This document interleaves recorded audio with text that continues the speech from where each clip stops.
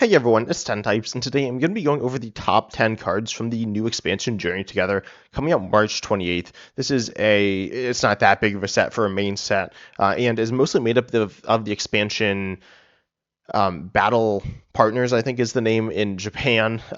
There are a few more cards. None of those are actually on this list. Some could slot in as honorable mentions, like Blaziken EX, I guess. But anyways, I'm using Pokemon Proxies. That does not actually have those cards. As I said, none of them are super good, but there are some okay, playable cards that are in this set that are not on Pokemon Proxies. So if you're using PokemonProxies.com, which is a website I actually really recommend because it just has just English translations of a lot of the cards, not all the cards, but some of the cards, then yeah, that's what I'll be using. But this set's a really interesting set in terms of making a top 10 list. This is ranked. The honorable mentions are not ranked. And arguably some of the cards, like the honorable mention stuff, are better than some of the cards on the list. It's really weird. It introduces the trainers Pokemon, like say the Iono's Pokemon. Spoilers, they're not on this list. They're not very good, in my opinion, but they obviously work together in some ways, so kind of separating them out gets pretty weird, but I've done my best to do that, and I'll obviously be explaining it as I go through the video. But yeah, some cards are separate out in ways that are a little weird, like a card that's only support for a specific trainer is more likely to be an honorable mention on this list because, what exactly does this card do? But some are really strong as well, but they're strong in very specific ways. So understanding that is really important to understanding these cards. But anyways, the first honorable mention here is Laventia. Laventia is a stadium card that says once during each player's turn, that player may put 2 basic lightning energy cards from their discard into their hand. And this is I guess it's meant to be with the Iono's Pokemon, but that's not going to be the main use case of these cards here because the Iono, it's part of it, but it's not the main one. But Iono's Pokemon are okay, and this does help them a bunch. But then on top of that, it also helps out Volcanion EX as well. Volcanion EX is a pretty good deck post rotation. I think it's around deck 4 or 5 in terms of performance in Japan. And so it's a pretty serious deck. This is a really solid upgrade to the deck because it's kind of like it's an energy retrieval, but it does stay around, and playing lightning energy is not a particularly big downside for the deck. Though this is a card that's not really the face of a deck, and it doesn't elevate the deck it's in too much, so it is seeing a bunch of success. So I figured honorable mention makes sense. Next card is Lily's Pearl. This is a tool card. This one is arguably really good. It supports Lily's Pokemon, and it says if the Lily's Pokemon this card's attached was knocked out by damage from an attack from your opponent's Pokemon, that player takes 1 for your prize card. Just want to point out, and I've said this a few times, but there are cards like this, say like Luxurious Cape as well, that change the amount of prizes given up. Normally they are from damage from attacks, so if you're knocked out by Dragapult EX's damage counters or something like that, some instant knockout, there are a few things like that, then that will go through this. That doesn't really matter for this card's ranking, but it is something to consider, which I've seen some people get confused about, or just forget about because it's a somewhat rare occurrence. But anyways, this card's really good for a specific Lily's Pokemon that we'll talk about later in the video. It's a way to support that card. It's not necessary in that card. That other Lily's Pokemon is amazing, and the rest are terrible. So Lily's Harambe, I guess you could play, but you probably wouldn't put Lily's Pearl on. And it's pretty weak. But the Lily's Clefairy EX is the other one, which is really good, and is seeing a lot of play, and it's really strong, and it's an attacker and a support Pokemon. And so Lily's Pearl is certainly solid there. It's not that good there, though. I don't think it makes it some insane Pokemon. There is some amount of counterplay to this card. We are losing Lost Vacuum because rotation will be happening with this set's printing. Essentially, I guess it depends exactly how you're playing, but presumably it will in tournaments, and I believe in live, and probably wherever you're playing, rotation will have happened.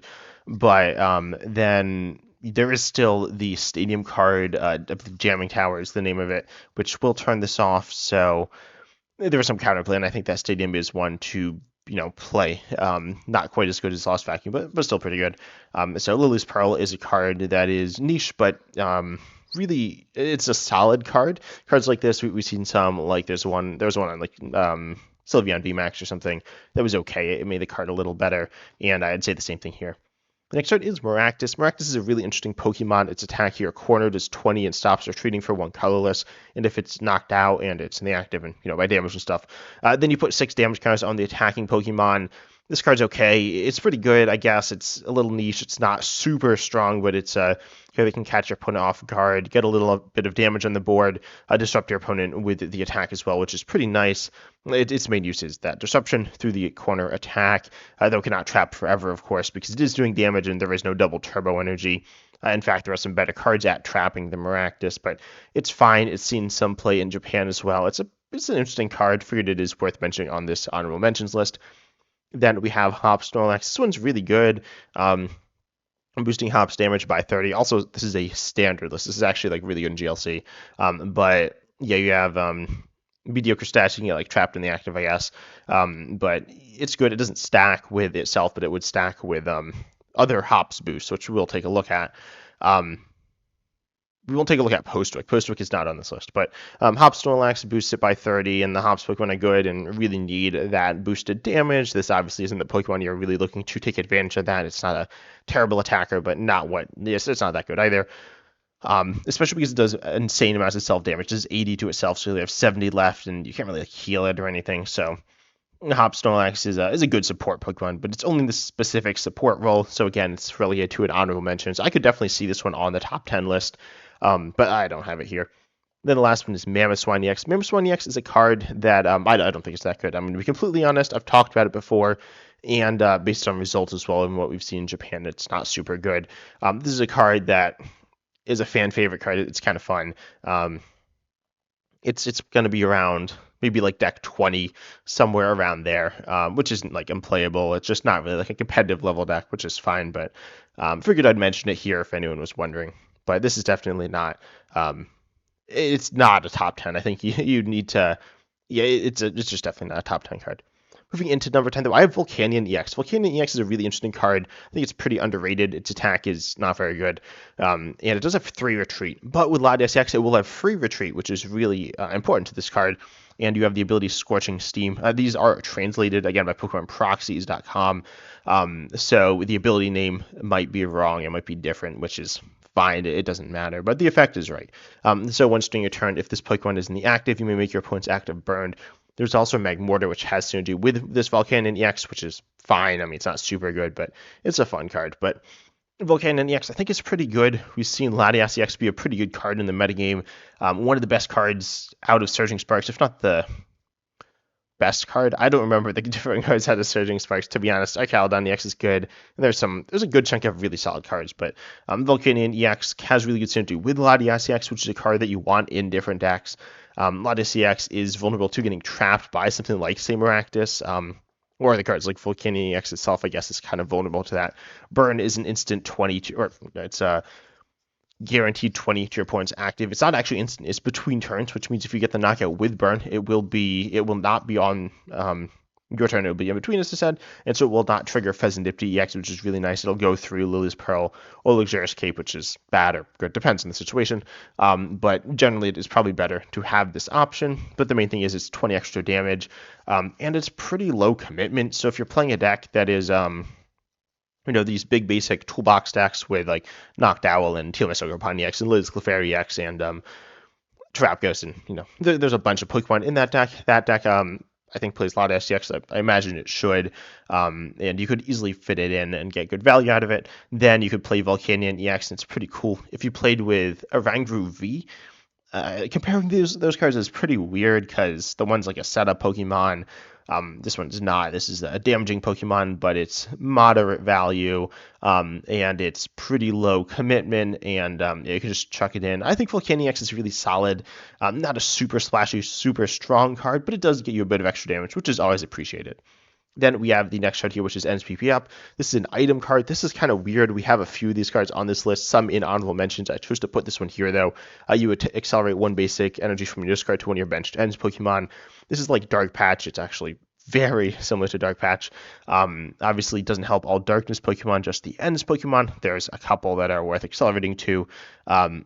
One main one, but I do think the other one is worth it as well. And it's solid. It's a pretty strong effect. Dark Patch is really good, and other cards like that are really good. Dark Patch is rotating, by the way, which does matter. This is a replacement for the end Zoroark EX. Nothing too crazy about this card. It's pretty pretty good within the deck that it's played in. Not going to be played in lots of different things. This is one that originally had higher up, and then I originally had it on honorable, or then after that I had it on honorable mentions. Then I moved it here near the bottom of the top 10. Next up, we have Hop's Dubwool. Hop's Dubwool is honestly a card that I think is somewhat slept on as well. There are a few cards in the set that I think are underrated, some that I think are overrated. Though not that many that are overrated, but Hop's Dubwool is pretty good on play on Evolution. You gust when your opponent's bench the active. I don't have Hop's Bag on this list, but Hop's Bag's solid, and this has synergy with that. With the Hop's Waluda, as you can search it out. Hop's Dubwool is, a gust effect, which is nice. Gusting is clearly amazing because Prime Catcher is, I would not say it's the best card in the game, or Boss Orders. Boss Orders, I also wouldn't say is the best card in the game. Maybe. I don't know. It's really close. Prime Catcher is, a little different, but they're really good cards. I think they're both top 10 cards. Ranking the top cards in the game gets a little weird, but they're both amazing cards, and there's other cards that are similar that are good, that are weaker, but still see play because gusting is such a powerful effect. Hop's Dubwool is gusting, and it's not on your supporter. It is play from hand, so you can't search it out to evolve it instantly. Not really sure I would be doing that, but like you couldn't TM Evo. That would be kind of weird if you could do that. That'd be funny, but it's still really good. It's a little awkward to find because you need to find the evolutions, and there's not an amazing way to do that. There's like Ultra Ball, which is good, and you can just draw into it. But Hop's Dubwool, I think, is a really solid card. I don't think it's amazing immediately. I think it's okay when it's gonna first come out in standard format, and then I'd be surprised if it never sees play like later, like if it doesn't become an important card in the top deck.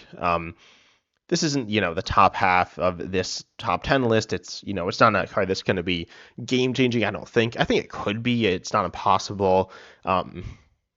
Especially if we get Evolution Search, because this is really solid, pretty easy to pull off, and it's not really a big issue being on the bench. It doesn't have amazing synergy with the Hop stuff. It often gets lumped in when people talk about it because it is a Hops Pokemon, but it's a really, really strong card.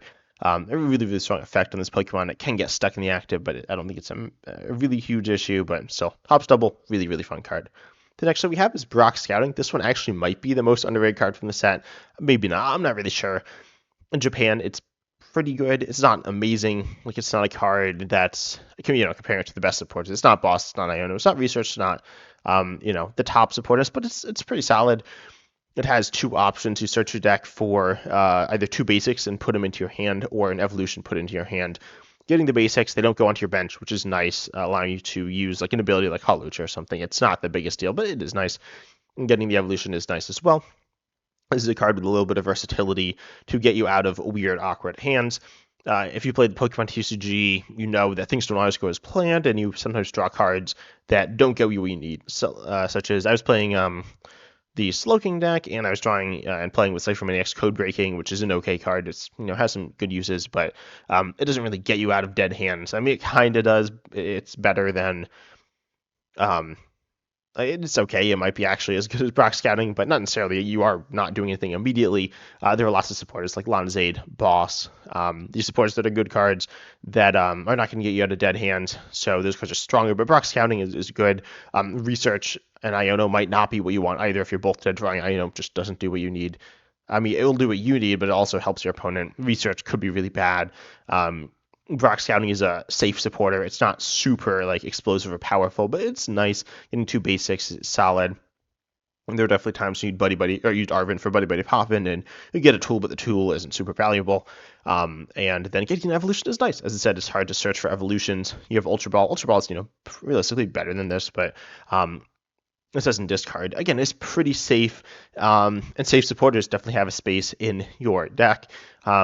They're cards that get underrated. There's also Iris's Fighting Spirit, which is another supporter from this set that I think is okay, like a tier 2 supporter. Brock Scouting is, I think it's tier 1.5 as a supporter. I've started to, it's grown on me a little bit, especially looking at the data in Japan. It's decent, and I definitely expect it to be, a card that'll, I was going to say expect it to be a card that'll see play. I don't know how much play it'll see, but I think it deserves to see play. It's a solid supporter card. Next we have Hop Zacian EX. This is an interesting Pokemon as well. I mean, it's a trainer's Pokemon. They're all kind of weird. In fact, I think all the rest of the cards are trainers related. But Hop Zacian EX is just 30 and 30. for one colorless. The 30 active can be boosted by the hop stuff all the way up to theoretically 120. And can theoretically be free as well. And the 30 on the bench is not increased. Brave Slash, though, for 3 metals and colorless, does 240, cannot be used back-to-back turns. You can attack with the first attack, though. It's payable. You can actually build decks with just the attack close cleave. And you have okay stats besides that, and you can play it as a card within, say, like a Frost based deck or something like that. Then you have Brave Slash here, which can be a really strong attack, specifically in Archaludon EX. Archaludon EX has limited damage output, right? You have the Archaludon EX Archaludon EX itself. You also have the Duraludon, which you can be copying with Relicanth to theoretically do more damage than the Archaludon EX, but that's only in certain scenarios, and your opponent will kind of be playing around that if they can, which a lot of the time, they kind of can. So Hop Zacian EX here is theoretically, you can do 90 extra, be like one-shotting everything, or not. You're probably not doing that, but you can, and you can pay it using Archaludon EX or Matang. Matang's okay. It's a card if you're building around Hop Zacian EX as your main attacker consistently, then that might be a better option, because Archaludon EX, you need one Archaludon EX for each Hop Zacian EX, but you also need the Hop Snorlax, the Hop's Choice Band, and the Post-Wick every time, plus another energy from hand. That's a lot of stuff like going around. So, and you need the energy in the discard at the beginning, which is a little harder to do now. We don't have Radiant Greninja or Pokestop, for example, so because of rotation. So Hop Zacian EX is a pretty good card with some different use cases. You can build it in, as I said, there's like 3 different ways. The one with just focusing on the first attack, probably I've seen it with Frostlass, but I think I've seen it in other things as well. You can play it with Archaludon, which is the main way. Archaludon EX isn't always playing this. It sometimes is. By the way, there's another Zacian EX, which is sometimes played, so be careful of that when looking at Archaludon EX lists. Then you can play with Matang. Matang's not super popular, or super common. I don't know how popular it is. Matang's a fun Pokemon, fan favorite, but not the strongest. But this card is pretty good. It's arguably, I think some people would say it's like one of the strongest Pokemon in this set. I mean, I have it at 6 here. It's pretty good. Not a card that's going to completely change the game, and not a card that I expect to get better as time goes on either. I just don't expect it to get any more support, but it still is a pretty good card. Then we have Hop's Cramorant. Hop's Cramorant is so different from Hop Zacian EX. Because it's only one colorless. I mean, I guess Hop Zacian EX's first attack is also one colorless. This is 120, which can be boosted again by 90, so theoretically all the way up to 210. And then it can be free as well with Hop's Choice Band, which we'll get to. But it only works if your opponent has exactly 3 or 4 prizes remaining. Random side note, this is, I believe, in the pre-release kits. I was going to say it's a pre-release promo. I don't think it is. I think it's Hop Snorlax, but this is kind of insane in pre-releases. But anyways, this is really solid. It's not super strong. You're not looking at, one-shotting. You're obviously not like one-shotting Dragapult or anything like that, but you're still doing enough damage to theoretically one-shot Fezandipiti EX if you have all the support there. And Squawkabilly EX, that's definitely going to be within range. And you're just a cheap, basic single prizer, so that's really nice. Hop's Cramorant is just a pretty solid inclusion in almost any deck, to be honest. I think it's really versatile, one of the most versatile cards in this set. Obviously, like supporters are, and like Volcanion EX, for example, was, and I guess Hop's Double as well. This is part of the Hop stuff as well. You really do want to be playing it, presumably with Hop's Snorlax and the Hop's buff cards, the Hop's Choice Band, and Post-Wick, and then you could play it with Hop's bag, but you don't have to. But Hop's Cramorant is just a really solid card here. Then the number 4 card is Darmanitan. Darmanitan is, I don't know if it's underrated, but it's really good. You have 2 attacks here, backdraft for 2 colors. It does 30 for each energy card in your opponent's discard pile. This is decent. I think it's like pretty solid against Raging Bolt EX, especially because you can hit weakness on TMS Ogerpon EX. And that's good. I guess it's really good against Ceruledge EX, but how much are you going to be seeing in that? Backdraft is a very mediocre to underwhelming attack, but it's nice to have it as an option, and you can pay it within the end Zoroark EX deck with the Darkness energies that presumably you're using to pay and Zoroark EX. Then you have Blaze Volcanion. This does 90 for 3, 2 which are fire. So the main way to play this to pay this that I've seen is Reversal Energy. In fact, I think that's the only way to pay it, though you could use Ends PPF with Fire Energy to pay either of these attacks. which I think there is some merit to, because this attack is 90 active. You discard all energy from this Pokemon, and it does 90 snipe. I mentioned like Zoroark EX, you're not sniping that, you're not sniping these Terras. If there is no bench barrier immediately, there will be reprinted, or not reprinted, but printed again, or back. Bench barrier as in like, Aqua Veil on Manaphy. Is it Aqua Veil? I think it's Aqua Veil. It might be Wave Veil. I'm pretty sure it's Aqua Veil. Yeah, I actually don't remember which it is. But anyways, the bench barrier on Shaman's a little weaker, but it's not that much weaker. But anyways, in that middle ground, you can be sniping Dracloaks, Charmanders, Pidgeys, and you know the list. So this is really, really solid for doing that 90 and 90, taking 2 prizes potentially on a single prizer. With reversal, it's pretty easy to pay. Obviously, if you are taking multiple prizes, you're probably going to pull ahead or at least pull even on the prizes, so you can't use reversal after that. I mean, you're losing it to the discard. Ends Castle is a card which does give you free retreat. All Ends Pokemon. It does have free retreat, or 3 retreat. So you do want to probably play that, because otherwise you could play a switch, and that would get you out as well. But rescue board, isn't really getting you very close either. Oh, also you are losing double turbo. You can't use that for backdraft. But as Darmanitan is a card I've seen in some different decks. I think it's pretty solid. And it's a card that I expect to be, pretty decent going forward. The bench barrier reprint is, a little concerning for this card, but it also is the main attacker in Zoroark EX, the number 3 card here. And Zoroark EX is a really interesting card, like decent stats, I guess, and you can get free retreat with the Ends Castle card, and you can accelerate energy using Ends PP up. This is the main use for Ends PP up. You have your attack cost of 2 darkness, as I said. Dark Patch is rotating, so SVP up is Dark Patch essentially exactly. Like, they're not exactly identical, but they're very, very similar here for Zoroark EX. And the the Ends Castle Stadium is also really important, so that you can accelerate to the bench and then retreat and have that Pokemon in the active attacking. Your attacker is Night Joker for 2, which says you copy one of your benched Ends Pokemon's attacks. You have Ends Vestram, which is it's fine. I mean, it has some use cases that are really good and some use cases that are just okay. And you're only going to be copying that attack. And then you have the ability Trade, which says you discard a card from your hand and then draw 2. This is really solid. It's a decent draw engine. It's not like the most explosive. It's pretty good. Honestly, Iono's Kilowattrel I considered putting as an honorable mention, and even in the top 10, because it has a really explosive draw. It's really explosive draw power, drawing potentially 6 cards for each one that you have. This is drawing probably like 6 in total between 3 and Zoroark EXs, and you're losing lots of cards in the process. So it's not like bad. It's good. We saw Curlia be good, I guess. Curlia wasn't amazing. It's still in standard. It's okay. I mean, it's really good within Gardevoir EX because it adds to the deck, and it's a decent engine, pretty good engine. This is an engine that I really expect to be played in different decks that aren't Ents, but you could put it in if you are missing the trade, refinement, whatever engine. This is it. It's solid. With Ends Castle, you're not going to be getting stuck as often, which is pretty nice. And I would actually really recommend that. I played a decent amount of control with Curlia. Curlia would get stuck in the active a lot, and it was just annoying. So Zoroark EX has a way to deal with that. And the Ents Darmanitan attacks are both pretty solid. The first one isn't amazing, but the second one is really nice, and arguably easier to pay on this Pokemon, and you have more HP. And obviously you have the draw ability. This Pokemon's really solid to good. And yeah, it's not a card that's going to completely change the metagame or anything like that, but it's definitely a legit deck. Some people are saying it's kind of bad, and I would not say it's bad.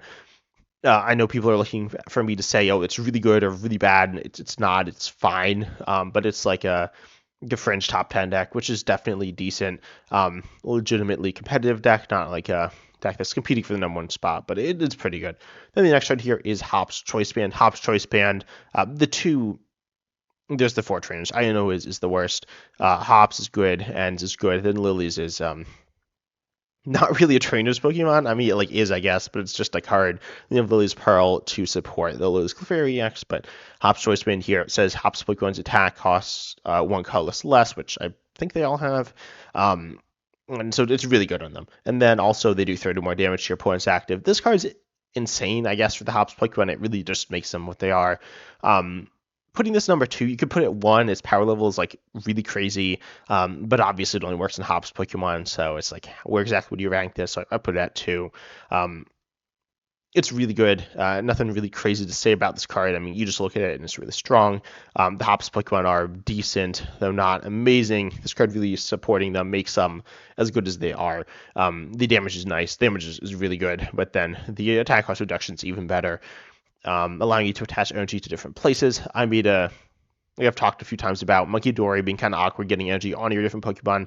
Monkey Dory doesn't have insane synergy with the Hops Pokemon. It's okay to mediocre. I mean, Monkey Dory is pretty good against Dragapult and some different things. If you can just get the energies on, and you could do that with like Gardevoir really easily, but most decks kind of struggle with it, even if you are playing like something like Crispin. But with the Hops Zacian EX, then you can go ahead and or with whatever Hops Zacian EX, Hops Cramorant, but Hops Zacian EX, can take a hit hopefully. Then you can use this tool to be a free attacker if using just the first attack, or this will pay for one of the energies, and then you have the other energy which you can put on Monkey Door, which is cool. It just gives you a lot more room, like wiggle room, which is really, really good. And it's searchable off of Arven. Arven is a card that, especially post-rotation, though even pre-rotation doesn't have great targets. Pre-rotation, we see a lot of decks playing for Arven. That's pretty common.